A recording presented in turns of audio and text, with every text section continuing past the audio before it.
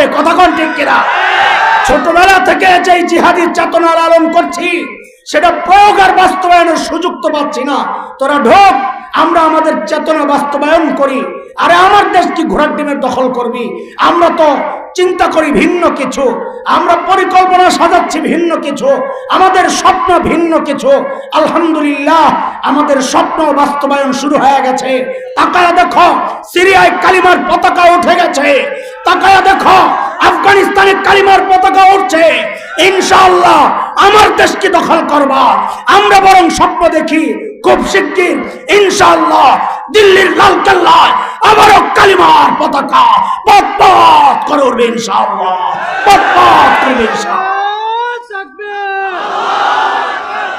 আলহামদুলিল্লাহ ওয়া কাফা ওয়া সালামুন আলা ইবাদিহিল্লাযীনা ইসতাফা। أما بعد فأعوذ بالله من الشيطان الرجيم. بسم الله الرحمن الرحيم.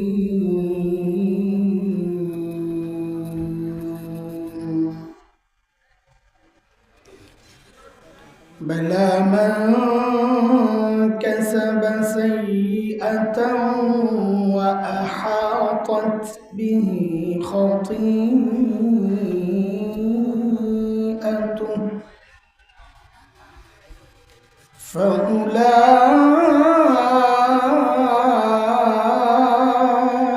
فأولئك أصحاب النار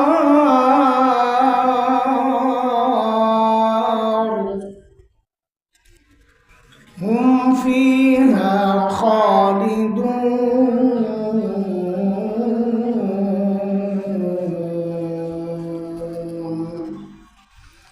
آمنت بالله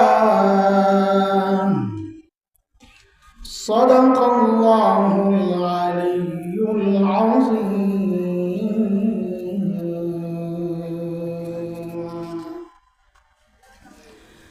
জামিয়া আরবিয়া ইমদাদুল উলুম গণিপুর দাওরা হাদিস মাদ্রাসার উদ্যোগে আয়োজিত 2 দিনব্যাপী ইসলামী মহাসম্মেলনের আজকের প্রথম দিবসের চলতি অধিবেশনের মুহতারাম সভাপতি, অতিথিবৃন্দ, হাজরাত ও উলামায়ে কেরাম, মুরব্বিয়ানে আযম,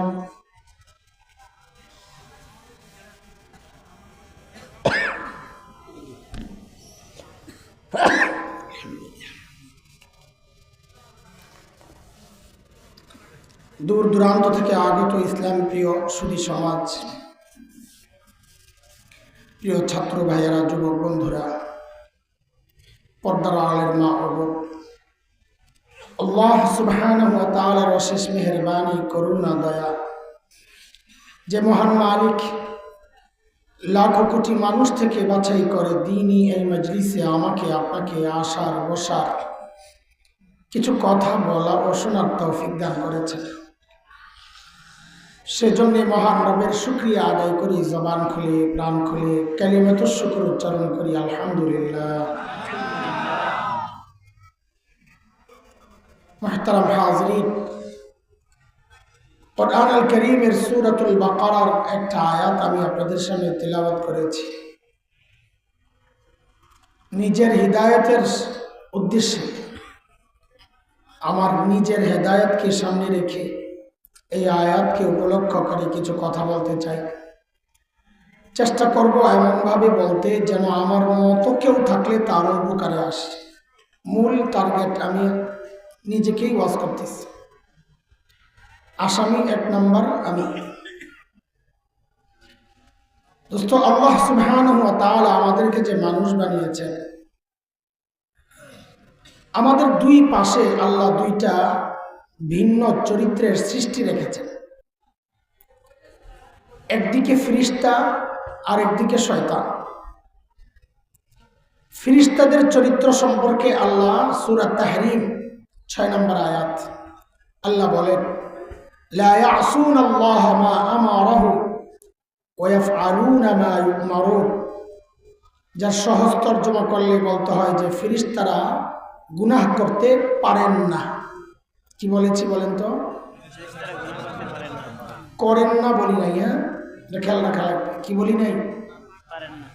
কি করেন না? পারেন না। বলেন ফেরেশতারা গুনাহ করতে সেই শক্তি আল্লাহ দেন নাই। ঠিক উল্টা চরিত্রের হচ্ছে শয়তান। শয়তান ভালো কাজ করতে পারে না। তার অহংকার এবং আল্লাহর হুকুমের অবাধ্যতার কারণে আল্লাহ তাআলা তার নেক আমল করার যে তৌফিক আল্লাহ ছিনায় নিয়েছেন। এখন আর সে ভালো কাজ করতে পারে না। এই যে ভিন্ন দুই চরিত্র, এই ভিন্ন দুই চরিত্রের সংমিশ্রণে আল্লাহ আমাদেরকে মানুষ বানাইছে।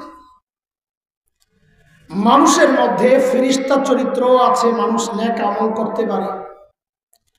মানুষের মধ্যে শয়তানি চরিত্র আছে, মানুষ শয়তানিও করতে পারে। দুইটা স্বভাব দিয়েই আল্লাহ মানুষকে বানাইছেন। মানুষের সেই স্বভাব সম্পর্কে আল্লাহ সূরা ওয়াশ-শামসি ওয়া দুহাহার মধ্যে বলেন, ওয়ানাফসিন ওয়া মা সাওয়াহা فألهمها فجورها وتقواها قد أفلح من زكاها وقد خاب من دساها। মানুষের মধ্যে আল্লাহ ভালো মন্দ দুইটার যোগ্যতাই দিয়েছেন। আমরা আমাদের আলোচনাকে সাজানোর জন্য সেই মানুষকে তিনটা ভাগে ভাগ করতে চাই। এক নম্বর হচ্ছে সর্বশ্রেষ্ঠ শ্রেণী, অর্থাৎ হযরতে আম্বিয়া আলাইহিমুস সালাতু ওয়াস সালাম, নবী রাসূলগণ। নবী রাসূলদের ব্যাপারে আহলুস সুন্নাহ ওয়াল জামাতের আকীদা, সমস্ত নবী মাসুম, নিষ্পাপ। কোন নবী জিন্দেগিতে কোনো গুনাহ করেন নাই।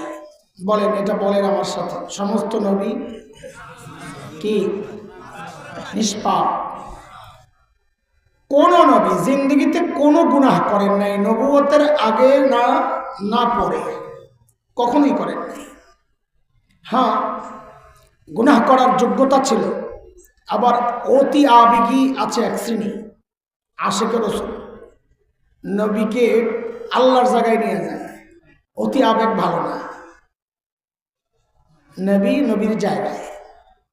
আপনি আপনার দুলাভাইকে মহাব্বত করেন, ভালো কথা। দুলাভাই ডাকতে ডাকতে ডাকতে ডাকতে মহাব্বত করতে করতে পরে দুলাবাদ দিয়া সর্বোচ্চ ভাইয়া ডাকতে পারেন, এর আগে তো আর ভাবতে পারবেন না। এখন কেউ যদি অতি মহাব্বত দেখাইয়া দুলাভাইরে ভাইয়া ডাকতে ডাকতে আব্বা ডেকে লায়, আজকালকার এই বেদাতীদের অবস্থা হয়েছে তাই। নবীকে মহব্বত করবেন, অবশ্যই করবেন, এটা ঈমান। তো মহব্বত করে নবীকে, আল্লাহর জায়গায় তো বসানো যাবে না। তো অনেক বেদাতি এমন আছে যারা মনে করে নবীদের গুনাহ করার সক্ষমতাই ছিল না। গুনাহ করার যোগ্যতা না থাকলে গুনাহ না করার মধ্যে কোনো কৃতিত্ব নাই, বরং গুনাহ করার শক্তি, সামর্থ্য, ইচ্ছা সব ছিল, কিন্তু গুনাহ করেন নাই, এর মধ্যে কৃতিত্ব। যেমন ছোটবেলায় গল্প শুনছেন, দুই ব্যক্তি, একজনের পাও নাই, দুইটার একটাও, আরেকজনের চোখ নাই। তো দুইটায় খালি লাগা থাকে, কারণ দুটোটার পেশা এক, কি বিজ্ঞান। এক পেশার তো স্বার্থের দ্বন্দ্ব, খালি খোঁচাখুচি লেগেই থাকে। তো ল্যাংরা একদিন বলে কি, কানার গোষ্ঠী কানা, তুই খালি আমার সাথে লেগে থাকস, আমার যে কিছু ভালো গুণ আছে এটি বুঝোস না, সহতে দেওয়াছ না, বুঝোস না। তো কানাই বলে, বেটা ল্যাংরা মিনাল ফাসিকিন, তোর আমার ভালো গুণ কিরে? তো ল্যাংরায় বলে কি, আমি যে কাউরে লাথি টাথি দেই না, এটা তোর সহে পড়ে না? হাসলেন কেন? এই কথার মধ্যে কোনো কৃতিত্ব নাই। যার লাথি দেওয়ার যোগ্যতা নাই সে লাথি দেয় না, এটা আবার প্রশংসার কি? তো ল্যাংরা কয়, খালি নিজেরটাই দেহ, আমার না চোখ নাই, তোমার চোখ তো আছে, আমার যে কিছু ভালো গুণ আছে এটি সহ পড়ে না, তোর আবার ভালো গুণ কিরে? তুই দেখছস কোনোদিন আমার জিন্দেগিতে আমি কোনো সময় হারাম জায়গায় তাকাইছি? আচ্ছা, কানায় হারাম জায়গায় তাকায় না, এই কথার মধ্যে কৃতিত্বের কি আছে? তার তো চোখই নাই, তা তাকাবে কেমনি? তো নবীদের গুনাহ করার যোগ্যতা ছিল না, তাই গুনাহ করেন নাই, এই কথার মধ্যে কোনো কৃতিত্ব। বরং গুনাহ করার যোগ্যতা ছিল, কিন্তু কোন নবী কোন জিন্দগিতে গুনাহ করেন নাই, এর মধ্যে কৃতিত্ব। কাজেই কেউ যদি কোনো পোড়া কপাল, কোনো হতভাগা যদি নবীদের দোষ তালাশ করে, নবীদেরকে আসামির কাঠগড়ায় দাঁড় করায়, অথবা নবীরা দায়িত্ব অবহেলা করেন এমন কোনো অভিযোগ তোলে, তো চোখ বন্ধ করে সিদ্ধান্ত নেবে তার দাড়ি যত সুন্দর হোক, তার চেহারা যত সুন্দর হোক, তার পাগড়ি যত সুন্দর হোক, যত উচ্চ বংশের মানুষ হোক, তার যত লক্ষ লক্ষ অনুসারী হোক, নবীদের ব্যাপারে কথা বলেছে, তো চোখ বন্ধ করে সিদ্ধান্ত নিতে হবে এটা আস্থা একটা কাঁচা শয়তান। কথা বলেন না? ঠিকও বাইর হয় না আপনাকে? কি ঘটনা কি বুঝলাম না। আচ্ছা ঠিক আছে, বাইর করে। নবীদের পরের জায়গাটাই হচ্ছে হযরতে সাহাবায়ে কেরাম রিদওয়ানুল্লাহি আলাইহিম আজমাইনদের। সাহাবীদের ব্যাপারে আহলুস সুন্নাহ ওয়াল জামাতের আকীদা হচ্ছে নবীদের মতো না, সাহাবীরা নিষ্পাপ না, তবে সাহাবীরা মাগফুর, আল্লাহ কর্তৃক ক্ষমাপ্রাপ্ত। আল্লাহ সাহাবীদেরকে ক্ষমা করে দিয়েছেন, আল্লাহ নিজে বলেছেন সূরা হুজুরাত 3 নম্বর আয়াত। আল্লাহ বলেন, ইন্নাল্লাযীনা ইয়াগুদ্দুনা আসওয়াতাহুম ইনদা রাসূলিল্লাহ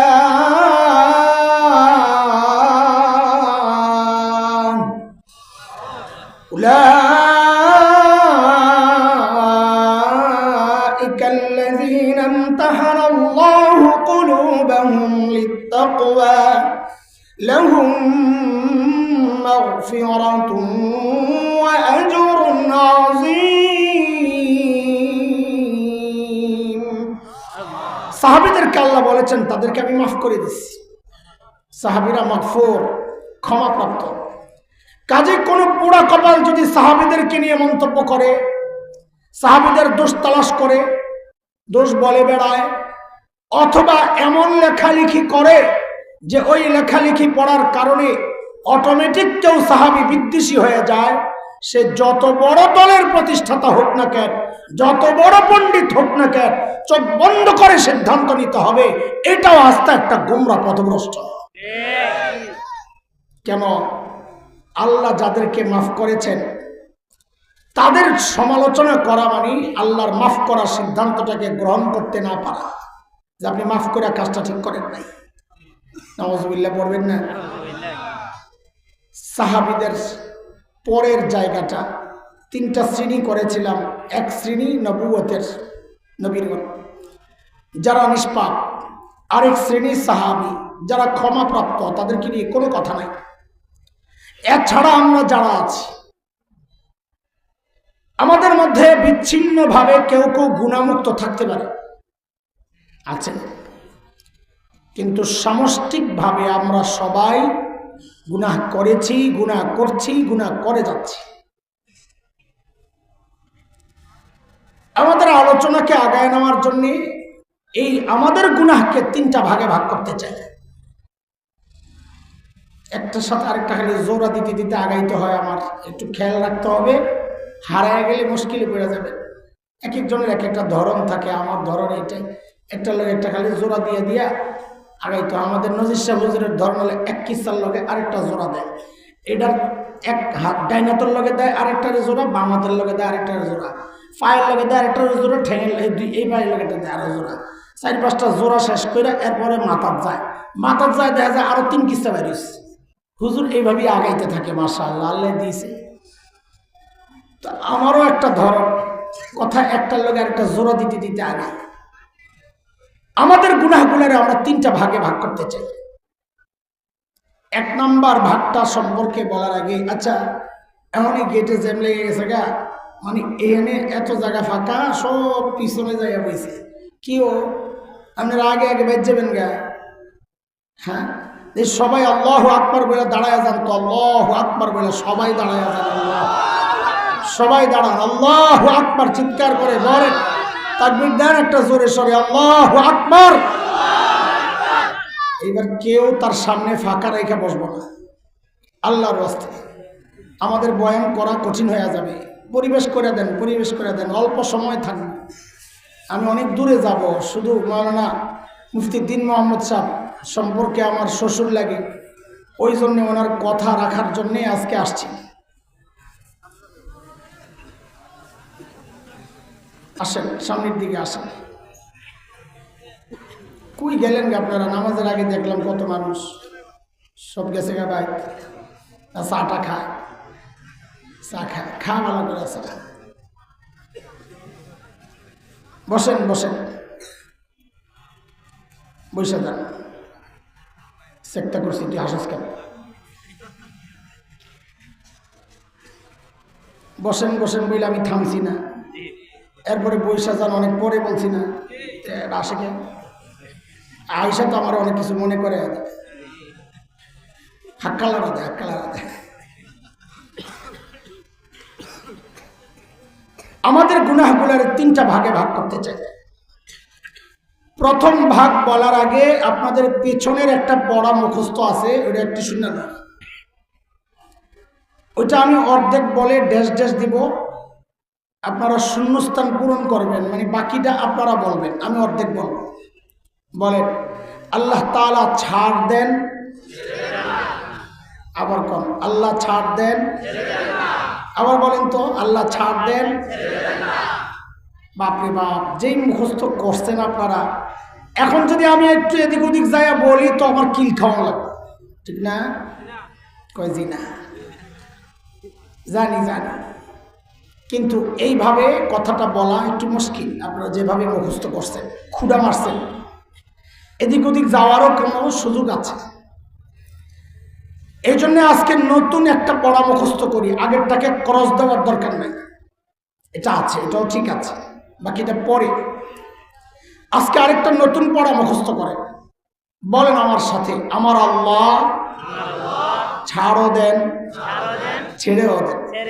আবার বলেন, আমার আল্লাহ ছাড়ও দেন, ছেড়েও দেন। আবার বলেন, মুখস্থ করেন, পরে ভুলে যাবেন। আমার আল্লাহ ছাড়ও দেন। এটা আমার কথা না, কোরআনের কথা। আপনারা কোরআনকে কেমনি বাদ দিবেন? আপনারা যেটা মুখস্থ করছেন এটা চোখ বন্ধ করে বলা যাবে শুধুমাত্র কাফেরদের ব্যাপারে, কারণ আল্লাহ বলেছেন ফামাহিলিল কাফিরিনা আমহিলহুম রুওয়াইদা। নবী, কাফেরদেরকে আমি একটু ছাড় দিছি, আপনিও একটু দেন ছাড়, কিন্তু ছেড়ে দিব না। আল্লাহু মুহীতুম বিল কাফিরিন, ছেড়ে দিব না। কিন্তু ঈমানদারদের ব্যাপারে আল্লাহর একটা বক্তব্য আছে, আলেমরা জানেন, সেটা হলো ওয়ায়াফু আন কাসীর। আল্লাহ বলেন, আমি বহু বান্দার বহু গুনাহ এমনি মাফ করে দেব। খেয়াল করে বলেন তো, আগে যেই পড়াটা মুখস্থ করছিলেন, এখন আরেকটা মুখস্থ করাইলাম, ঠকছেন না জিতছেন? একটু বুঝা শুনে বলেন তো। হ্যাঁ, জিতছেন।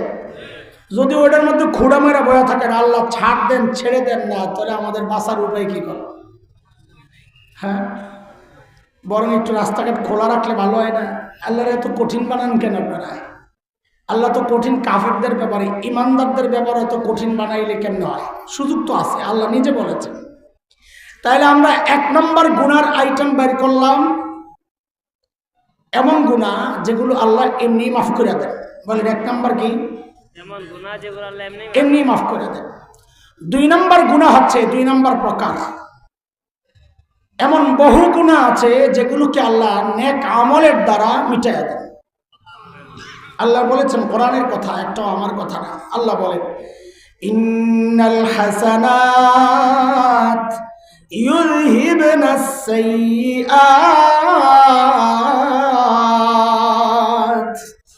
বহু নেক আমল আছে যেগুলো বদ আমলকে মিটাইয়া দেয়। যেমন একটা হাদিস আপনাদেরকে শোনাই, নবী আলাইহিস সালাম বলেন, কি আপনারা যে দুরূদ শরীফ পড়লেন না?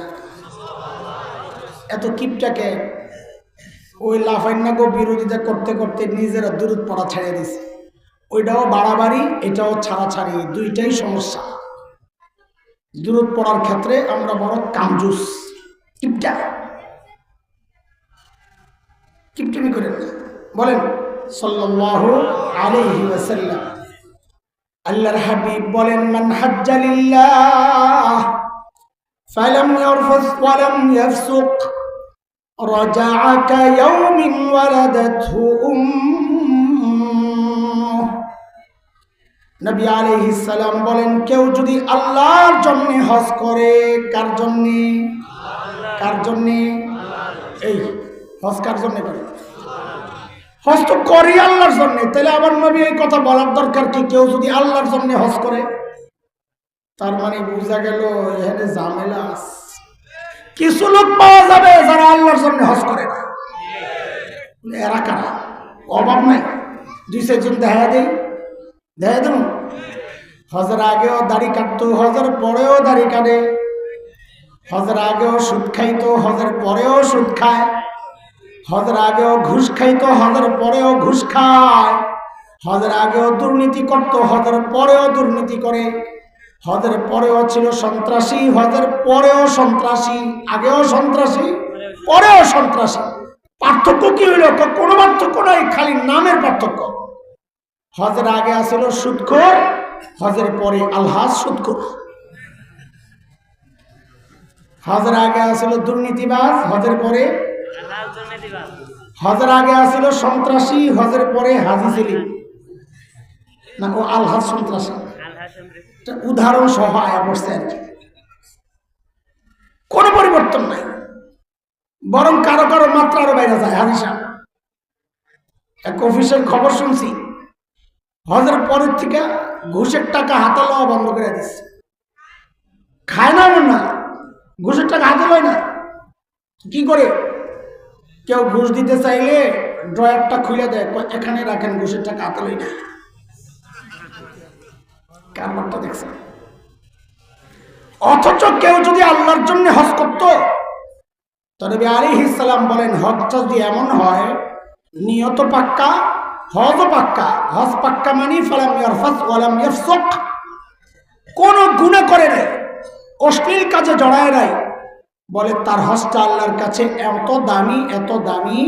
সে যখন হজের পর বাড়িতে ফেরত আসে, ওই হজের দ্বারা, নেক আমলের দ্বারা যে গুনাহ মুছে যায়, এর দলিল বলে ওই হজের দ্বারা তার গুনাহগুলা এমন ভাবে আল্লাহ পরিষ্কার করে দেন, সে যখন বাড়িতে ফেরত আসে এমন পবিত্র পরিষ্কার হয়ে যায় যেন আজকেই তার মা তাকে জন্ম দিলেন।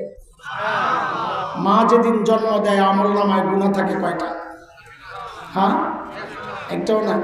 মাশাআল্লাহ। তাহলে নেক আমলের দ্বারা গুনাহ মুছে কি মুছে না? কয় প্রকার গেল?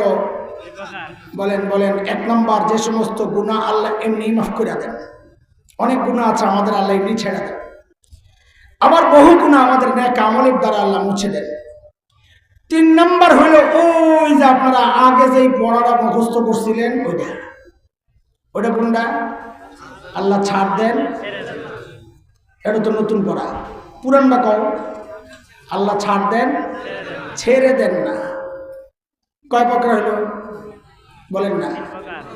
আমার ভূমিকার কথাগুলো একটু বুঝেন তো সামনের কথা বুঝতে সহজ হবে। 3 প্রকার আমি নাম্বার দিয়ে দিয়ে বলবো, আপনাদেরকে প্রশ্ন করলে আপনারা শুধু নাম্বারটা বলে জবাব দিবেন। 1 নম্বর, বহু গুনাহ আল্লাহ এমনি মাফ করে দেন। 2 নম্বর, বহু গুনাহ আল্লাহ নেক আমলের দ্বারা মিটাইয়া দেন। 3 নম্বর, বহু গুনাহ আল্লাহ ছাড় দেন কিন্তু ছেড়ে দেন না। আচ্ছা বলেন তো, এই 3 প্রকার গুনার মধ্যে আপনাদের কাছে সবচাইতে ভয়ঙ্কর মনে হচ্ছে কোন নাম্বার? কয় নাম্বার? কয় নাম্বার? হ্যাঁ, 3 নাম্বারটাই সবচাইতে ভয়ঙ্কর গুনাহ। এই গুনাহ সেটা কি? কোন গুনাহ আল্লাহ ছাড় দেন কিন্তু ছেড়ে দেন না? এটা জানা দরকার কিনা বলেন? বলেন আপনারা, জানা দরকার। সেই গুনাহ থেকে বাঁচার উপায় শেখা দরকার, বলেন না? এটাই হলো আজকে আমাদের আলোচনার বিষয়। লম্বা করার সুযোগ নাই, কিন্তু বিষয়টা ঠিক করে দিলাম। কি আজকের আলোচনার বিষয় কি? যে সমস্ত গুনাহ আল্লাহ ছাড় দেন কিন্তু ছেড়ে দেন না, সেই গুনাহ চিনব এবং সেই গুনাহ থেকে বাঁচার উপায় শিখব ইনশাআল্লাহ। ঠিক আছে ইনশাআল্লাহ? তো যে সমস্ত গুনাহ আল্লাহ ছাড় দেন কিন্তু ছেড়ে দেন না, এমন অনেক গুনাহ আছে। যেমন জুলুম একটা গুনাহ, আল্লাহ ছাড় দেন কিন্তু। নমরুদ জুলুম করেছে, আল্লাহ ছাড় দিয়েছেন কিন্তু কি করছেন? আর কি করছেন? না ছাইরা কি করছেন? হ্যাঁ, নমরুদের বুঝি ডুবাইয়া মারছে, মশা দিয়েও মারে নাই, জুতা দিয়ে পিড়াইয়া মারছে। এটা না করবেন, মশাটা একটু ইজ্জত থাকে, তো মশা ঢুকিয়া গেছে, একটা দুর্ঘটনা হয়েছে, পরেরটা না কইবেন। আমি তো ইজ্জত শেষ করা দরকার। কি দিয়ে পিড়াইয়া মারছে? জুতাও কি চামড়ার জুতা? খরম খরম কি কাঠের জুতা? কাঠের ওইসব চামড়ার জুতা আসছিল না, খরম করতে পেরেছে। কি দিয়া? খরম দিয়ে টস টস করে খালি মারছে। কি মজাটা লাগছে সুবহানাল্লাহ। ফেরাউন জুলুম করছে, আল্লাহ ছাড় দিয়েছেন, ছেড়ে দেন নাই। কি করছেন? পানি ডুবাইয়া মারছে, এর মধ্যে খোসা লাগে না, সুবাইয়া মারছে। বলেন না, আরে মুখ খোসা দরকার তোরে ভাই, বুঝেন না কেন আপনারা? বলেন তো ফেরাউন রে আল্লাহ কেমনে মারছে? 16 বছর জুলুম করছে বুড়ি সুন্দরী। কে বুড়ি সুন্দরী ছিলেন না? আয় আল্লাহ, আমরা বাঙালি মানুষ, বাংলা বুঝেন না। আরবিটা কমো, শেখ হাসিনা। আরবিটা কই তো চিনি, বাংলা কয় চিনে না। রিক্সাওয়ালা কয় এই রিক্সা, ঢাকা বিশ্ববিদ্যালয়ে যাবা? ঢাকা বিশ্ববিদ্যালয় আবার কোন জায়গায়? কয় ওই যে ইউনিভার্সিটি। কয় এটা না কইবেন, আপনার তো অবস্থা ওইরকম হয়ে গেছে। 16 বছর জুলুম করেছে, আল্লাহ ছাড় দিয়েছেন, কিন্তু পিডাইয়া দৌড়ে নিতেছেন। কই গেছে গে? কোন জায়গায়? হ্যাঁ, জামাই ভাই। সুবহানাল্লাহ। জামাইরা যৌতুক চাইছিল, যৌতুক। যৌতুক দিতে দিতে আমরা গরিব হয়ে গেছি। আমগো মোহরের টাকা দেয় না, শেষে পাঠাই দিছি, যা তোরটা তুই বুঝা না। 16 বছর আমরা খালি বয়ান শোনাইছে। ভারত আমাদের বন্ধু, বন্ধু বল্টু, হিতাকাঙ্ক্ষী, হিতাকাঙ্ক্ষী।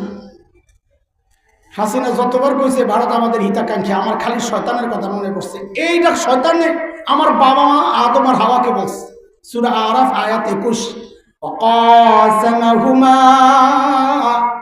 ইন্নী লাকুমা লামিনান নাসিহিন।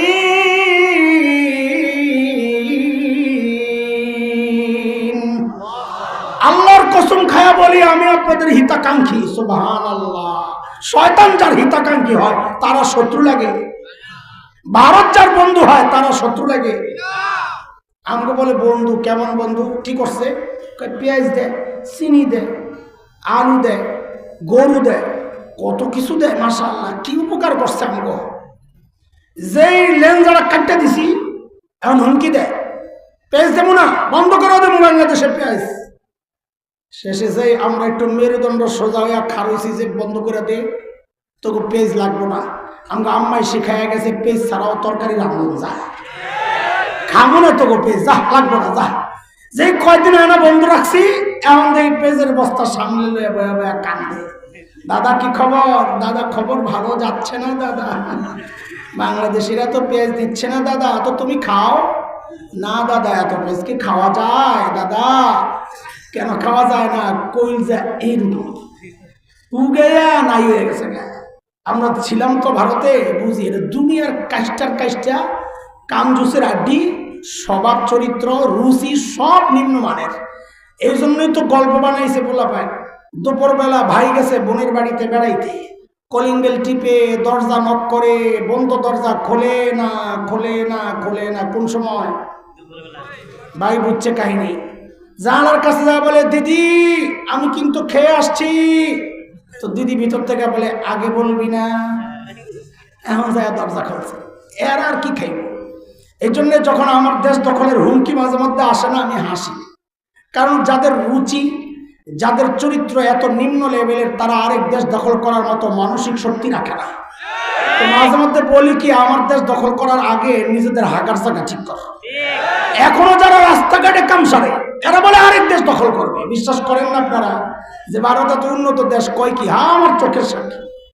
আমরা যখন দেওবন্দে যাই তো কলকাতা থেকে ট্রেনে উঠছি, লম্বা সফর, 36 ঘন্টার জার্নি।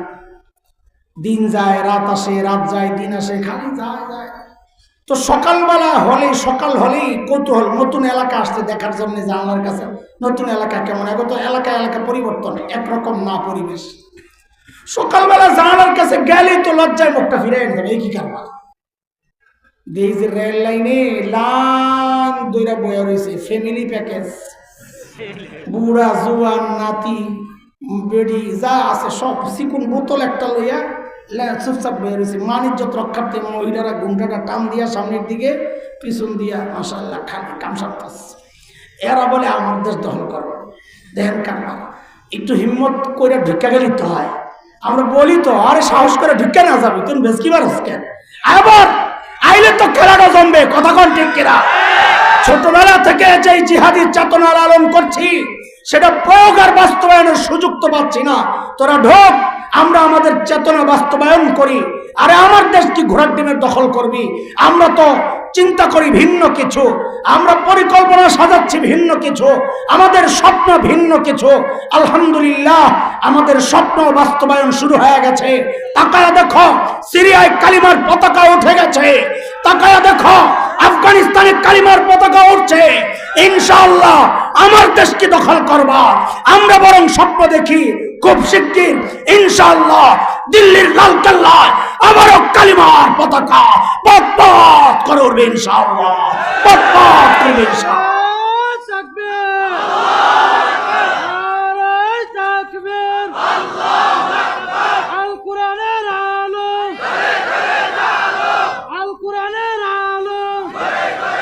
মুহতারাম হাজরিন, এই জুলুম নিয়ে কথা কওয়া আজকে আমার মাকসাদ না। আমি ভিন্ন আরেকটা গুনাহ সম্পর্কে আলোচনা করতে চাই, যার সম্পর্কে আল্লাহ বলেছেন আমি ছাড় দিল কি দিব না। সেই গুনাহ কি? শুরুতে আমি যে আয়াতে কারিমা তিলাওয়াত করছি ওখানে আল্লাহ বলেছেন কি? আল্লাহ বলেন বালা মান কাসাবা সাইয়্যাতান ওয়া আহাতাত বিহি খাতিআতুহু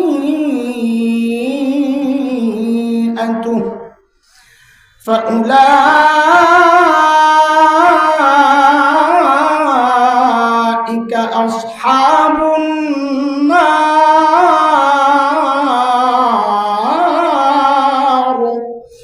هم فيها خالدون।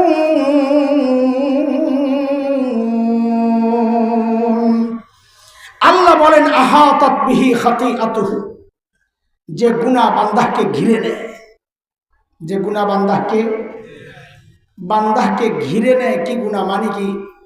মুফাসসিররা বলেন মানে হচ্ছে যে গুনাহ বান্দা ফেসে যায়, নিয়মিত করে, ছাড়তে পারে না, নিয়মিত করে এই গুনাহ আল্লাহ বলেন আমি ছাড় দিব, ছেড়ে দিব না।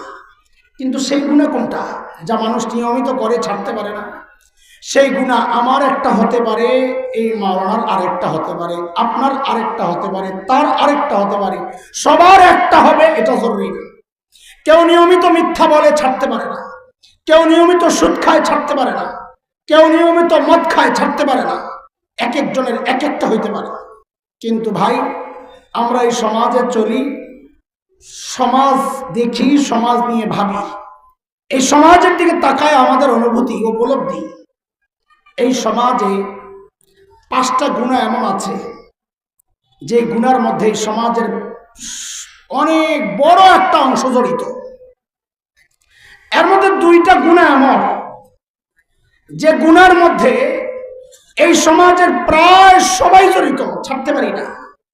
বুড়াও জড়িত, জুয়ানও জড়িত, নারীও জড়িত, পুরুষও জড়িত। আরে এমনকি আমার মতো এমন লিবাসওয়ালাও কেউ কেউ জড়িত, আপনাদের মতো সাধারণত আছেই। কোন কোন পীর সাহেব জড়িত, মুরিদ তো আছেই, কোন কোন ইমাম জড়িত, মুসল্লি তো আছেই। যেই 2টা গুনার মধ্যে এই সমাজের প্রায় সবাই জড়িত। কি সেই গুনাহ? 2টার মধ্যে একটা হচ্ছে গীবতের গুনাহ। কি গুনাহ? গীবতের গুনাহ। আরেকটা হচ্ছে টাচ মোবাইলের গুনাহ। আমি একটা গুনাহ বলবো আর খোসা দেওয়ার জন্য বলবো, পারলে অস্বীকার করো, পারলে অস্বীকার করেন। আমি তো বললাম 2টা গুনাহ, যে গুনার মধ্যে এই সমাজের অধিকাংশ মানুষ জড়িত, প্রায় সবাই জড়িত, অধিকাংশ না। অধিকাংশের মধ্যেও তো একটু বেশি হলেই অধিকাংশ হয়ে যায় না, প্রায় সবাই জড়িত, মানে 2-1 জন বাদে এই গুনার মধ্যে জড়িত, পারলে অস্বীকার করেন। আরো 2টা গুনাহ এমন আছে যে গুনার মধ্যে এই সমাজের অধিকাংশ পুরুষ জড়িত। কারা? অধিকাংশ, খালি পুরুষটা বলেন কারা? কি সেই 2 গুনাহ? এই মজলিস দেখলে বোঝার উপায় নাই। আপনি হাটে যান, ঘাটে যান, বাজারে যান, আদালতে যান, স্কুলে যান, কলেজে যান, তো দেখবেন এই সমাজের অধিকাংশ পুরুষ দাড়ি কাটার গুনায় জড়িত। পারলে অস্বীকার করেন। 3 নাম্বার, 4 নাম্বার, এই সমাজের অধিকাংশ পুরুষ টাকনুর নিচে কাপড় পরার গুনায় জড়িত। পারলে অস্বীকার করেন। কয়টা গেল গুনাহ? 5 নাম্বার, এটা তো খুবই বিপজ্জনক, এই সমাজের অধিকাংশ পর্দানশীল নারী যে গুনায় জড়িত। কারা? পর্দানশীল নারী, যারা পর্দা করে তাও এই গুনায় জড়িত। এটা কিভাবে সম্ভব? হ্যাঁ, এটা বুঝার জন্য কোরআনের 2টা আয়াত একটু বুঝেন। সূরা নূর 18 নম্বর পারা 30-31 নম্বর আয়াত। 30 নম্বর আয়াতে আল্লাহ পুরুষের পর্দা সম্পর্কে বলেছেন। 31 নম্বর আয়াতে আল্লাহ মেয়েদের পর্দা সম্পর্কে বলেছেন। এই বলার সময় আল্লাহ একটা ছোট্ট বাক্য বলেছেন, কি? ওয়ালা ইউবদিনা জিনাতাহুন্না, মেয়েরা যেন তাদের সৌন্দর্য প্রকাশ না করে। বলেন, মেয়েরা যেন তাদের সৌন্দর্য, কে বলেছেন এটা? আল্লাহ। মুহাক্কিকিনরা বলেন পর্দার মূল প্রাণ হচ্ছে এই কথা, মেয়েরা তাদের সৌন্দর্য গোপন করবে, এটা হচ্ছে পর্দার মূল পয়েন্ট। কাজেই কোনো নারী যদি ছালার চট গায়ে দিয়ে নিজের সৌন্দর্য গোপন করে তো ইসলাম বলবে সে শরিয়া অনুযায়ী পর্দা করেছে। কোনো নারী যদি ঘরের কাঁথা মোড়ো দিয়ে তার সৌন্দর্য গোপন করে তো ইসলাম বলবে সে শরিয়া অনুযায়ী পর্দা করেছে। কোনো নারী যদি, আপনারা যে হোগলার মধ্যে বসেছেন এই হোগলাটা গায়ে দিয়ে নিজের সৌন্দর্য গোপন করে তো ইসলাম বলবে সে শরিয়া অনুযায়ী পর্দা করেছে। এমনকি কোন নারী যদি আমাদের যেখানে সামিয়ানার যে কাপড় কম দামি, একদম কম দামি কাপড়, এই কাপড় পরেও যদি কেউ নিজের সৌন্দর্য গোপন করে তো ইসলাম বলবে সে শরিয়া অনুযায়ী পর্দা করেছে। কিন্তু কিন্তু কিন্তু কোন নারী যদি ঝিকঝাক বোরকা, রং বেরঙের বোরকা, টাইট ফিট বোরকা, ডিজাইনের বোরকা, ফ্যাশনেবল বোরকা, এই সমস্ত বোরকা পরে পর্দা করে তো ইসলাম বলবে সে শরিয়া অনুযায়ী পর্দা করে নাই। কেন? শরীয়তের পর্দা হচ্ছে সৌন্দর্য গোপন করার জন্য। কিন্তু আফসোসের সাথে বলতে হয়, এক চরম বাস্তবতা হচ্ছে আজকালকার অধিকাংশ বোরকা এটা সৌন্দর্য গোপন করে না, বরং সৌন্দর্যকে আরো ফুটিয়ে তোলে, আরো ওপেন করে, আরো প্রকাশ করে। কথা বল ঠিক কিনা? ফ্যাশন দলিল, 2টা দলিল দেই। আজকালকার বোরকা যে সৌন্দর্য প্রকাশ করে, 2টা দলিল দেই। 6-7 বছর আগে হবে মনে হয়, কুমিল্লা ক্যান্টনমেন্টে একটা মেয়েকে ধর্ষণ করে হত্যা করলো না কিনা? তনু। সাবাস। তনু ছিল হিজাবি। কি ছিল? হিজাবি। দেখেন, আমি আমার বোনটার খারাপ দিকগুলো আলোচনা করে তাকে খাটো করতে চাই না, বরং দোয়া করি ভাই হিসাবে আল্লাহ তার গুনাহগুলো মাফ করে তাকে জান্নাতবাসী হিসেবে কবুল করে। কিন্তু সমস্যা হচ্ছে কি জানেন, তনু ছিল হিজাবি। হিজাবি কি? হিজাবি বুঝেন? ওরা বলে ওর না, আমি বলি তেনা। একটা ফিনফিনে পাতলা তেনা দিয়া মাথাটারে সুন্দর করে এরকম ডাইকা, মুখটারে খোলা রাখিয়া এইরকম সুন্দর করে দিয়া টিফিন মাইরা মুখটারে সুন্দর করে সাজাইব। এখন একটা বাবল ওরি রাবেয়া বসরিয়া, কি রাবেয়া বসরিয়া হয়ে গেছে, এটা বলে হিজাবি। তনু ছিল হিজাবি। ইসলামের বিরুদ্ধে সুযোগ সন্ধানী শয়তান তাসলিমা নাসরিন, মনে আছে? তাসলিমা তখন তার ফেসবুকে একটা লেখা দিছিল, কি যে মোল্লারা এখন কি জবাব দিবে। তনু তো হিজাবই ছিল। মোল্লারা না বলে হিজাব নারীকে ধর্ষণ, ইফটিজিং থেকে বাঁচায়, নারীর ইজ্জত আবরু সম্ভ্রম রক্ষা করে। কই তনুর হিজাব তো তনুকে বাঁচাতে পারে নাই। তখন 6-7 বছর আগের কথা, আমিও একটু ফেসবুক চালাইতাম। তা আমি যাইয়া বেডিরে জবাব দিছি। ইনবক্স কয়েকটা জায়গা আছে, বুড়োরা বুঝবেন না, পোলাপাইট বুঝে, এখানে লেখা জমা দেওয়া যায়। তো ওখানে যাইয়া লিখছি, ম্যাডাম তনু হিজাবই ছিল কথা ঠিক, কিন্তু তনুর হিজাব ছিল তসলিমা মার্কা হিজাব, এটা ইসলামের হিজাব ছিল না। এটা লেখার সাথে সাথে বেডি আমারে ব্লক করে দিছে। বুঝছে মোল্লা বড় খতরনাক।